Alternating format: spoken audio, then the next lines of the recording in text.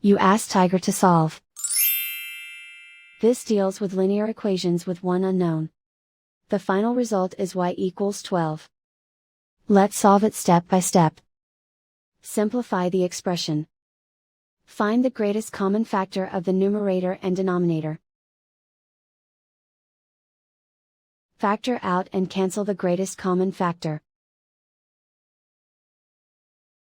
Swap sides. Isolate the y. Multiply both sides by 4. Group like terms.